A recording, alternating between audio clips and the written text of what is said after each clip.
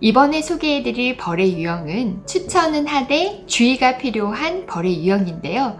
주의가 필요한 벌의 유형은 두 가지를 소개해드릴게요. 첫 번째는 아동이 잘못을 했을 때 좋아하는 것을 뺏는 방법 중 무시하기가 있죠. 무시하기는 특별한 기술 없이 쉽게 사용할 수 있기 때문에 많은 부모님들이 사용하고 계시지만 사실 사용을 하시면서도 저걸 그냥 두어도 괜찮을까? 무시해도 괜찮은 걸까? 하는 의구심 반, 관심을 안 두면 안 하겠지 뭐 라는 기대 반으로 사용하시는 것 같아요. 많은 부모님들의 걱정대로 사실 무시하기는 언제 사용하느냐가 매우 중요하기 때문에 사용 시기에 대한 주의가 반드시 필요한 벌이죠.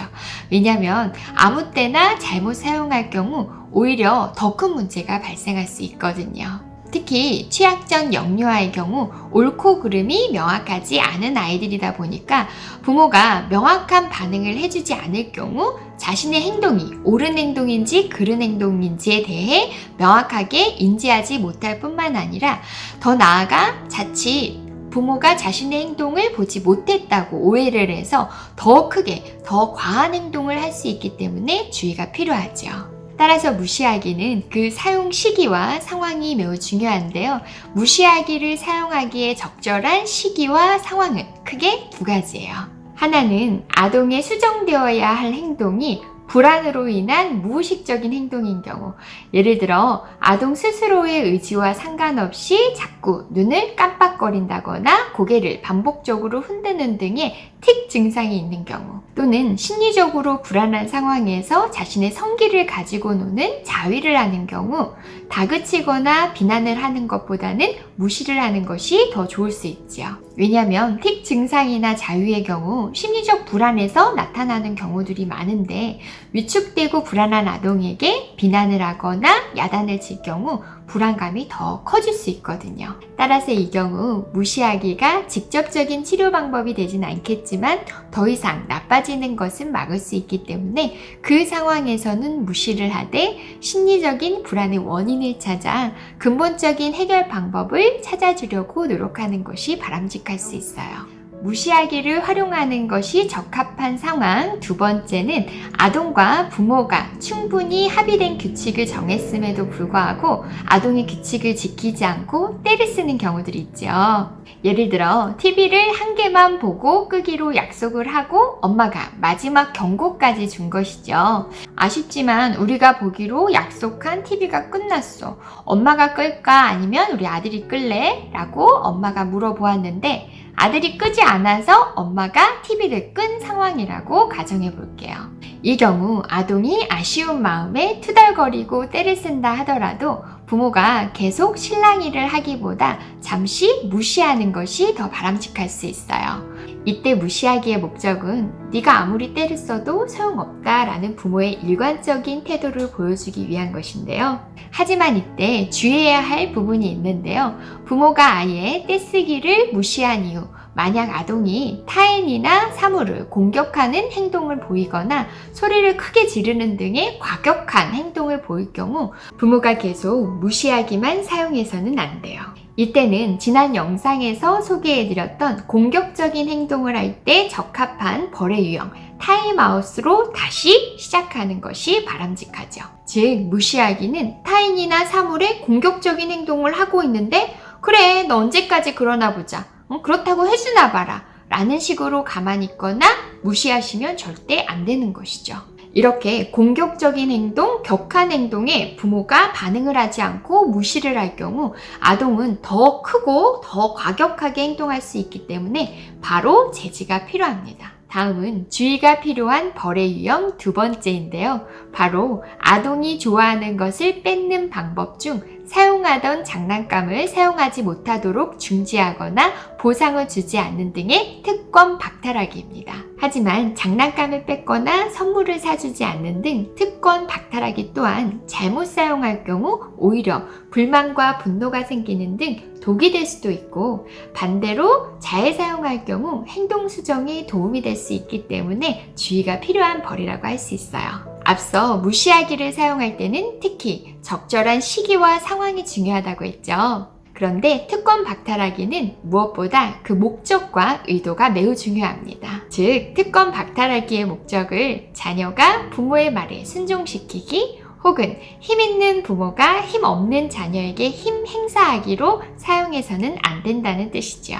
예를 들어 말을 듣지 않는 자녀에게 너 그러려면 놀지 마. 너 이제부터 엄마 장난감 안 사줘. 라는 식의 협박이 되어서는 안 된다는 뜻이죠. 그럼 어떻게 사용하는 것이 바람직하냐면요. 아동이 놀잇감을 가지고 노는데 계속 던진다든지 일부러 자동차를 세게 굴려서 부서질 것 같은 위험한 상황이라든지 실내에서 공 던지기를 하는 등 내버려 둘 경우 사고가 날 가능성이 높은 상황일 때 명확한 경고와 함께 아동이 예측할 수 있는 메시지를 같이 주시는 것이 바람직해요. 예를 들어 자동차를 너무 세게 굴려서 자동차가 부서질 것 같아. 다시 또 그러면 엄마가 자동차를 5분 동안 가져갈 거야. 블럭은 던지면서 노는 것이 아니라 띄우면서 노는 거야. 블럭을 다시 또 던질 경우 엄마가 10분 동안 블럭을 높은 곳에 올려놓을 거야. 라고 말해주는 것이죠. 이때 경고 시에는 박탈 제한 시간을 명시하고 뺄때 제한된 시간이 지난 이후에는 기회를 다시 주셔야 합니다. 왜냐하면 아동이 스스로 무엇이 잘못인지를 인지하고 행동을 수정하거나 조절할 경우 다시 기회를 주어야지만 실제 훈육의 목적인 자기조절 능력을 키울 수 있는 경험을 하게 되는 거니까요. 또 선물이나 보상을 주지 않는 특권 박탈하기도 원리는 같습니다. 이 또한 부모가 아무 때나 힘을 과시하기 위한 목적으로 사용돼서는 안 되고 아동이 예측할 수 있는 상황에서 자신이 왜 어떤 보상을 받을 수 없는지를 분명하게 인식하는 것이 중요하죠. 예를 들어 숙제를 다 한 후 30분간 게임하기를 규칙으로 정했다고 가정해 볼게요. 그런데 엄마가 볼일을 보러 간 사이 아동이 숙제를 하지 않고 게임을 하고 있다면 엄마는 아동이 스스로 자신의 잘못을 인지하고 보상을 받을 수 없는 이유에 대해 말할 수 있도록 기회를 주는 것이 필요하죠. 게임을 언제 하기로 했지? 숙제를 하지 않고 게임을 했으니 오늘은 게임을 할 수 없어. 라고 말해주는 것이죠. 그리고 이때 앞으로 약속을 지키지 않을 시 생길 수 있는 벌에 대해 미리 경고를 주는 것이 바람직한데요. 예를 들어 만약 내일도 숙제를 하지 않고 게임을 한다면 이틀간 게임은 하지 못하게 될 거야. 그리고 그 다음 날도 숙제를 하지 않고 게임을 한다면 3일간 게임을 하지 못하게 되겠지? 라고 말해주는 것이죠. 하지만 잊지 않아야 할 것은 부모는 아동이 약속을 지키지 않을 시 생길 수 있는 불이익뿐만 아니라 약속을 잘 지켰을 때 생길 수 있는 보상에 대해서도 다시 인지할 수 있도록 돕는 것이 중요해요. 예를 들어 만약 내가 내일이라도 게임을 하기 전 숙제를 한다면 우리가 약속했던 대로 30분 게임은 계속할 수 있게 될 거야 라고 말해주는 것이죠. 왜냐하면 벌 또한 아동이 스스로 옳은 행동을 할 수 있도록 돕는 훈육의 일종이기 때문에 언제든 아동이 옳은 행동으로 수정하고 행동할 시 다시 언제든 기회가 있음을 알고 응원해 주는 것이 바람직하기 때문이죠. 지금까지 훈육 주제로 훈육의 기본 원리와 연령별 훈육 방법, 칭찬과 격려 차이 알기, 그리고 상황별 적절한 벌의 유형까지 8가지 영상을 올려드렸어요.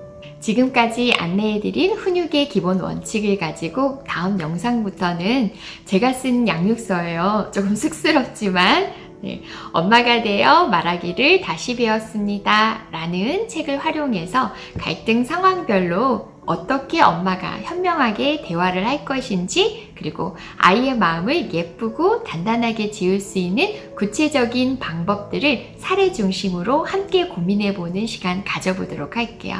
그럼 다음 영상도 많이 기대해 주세요.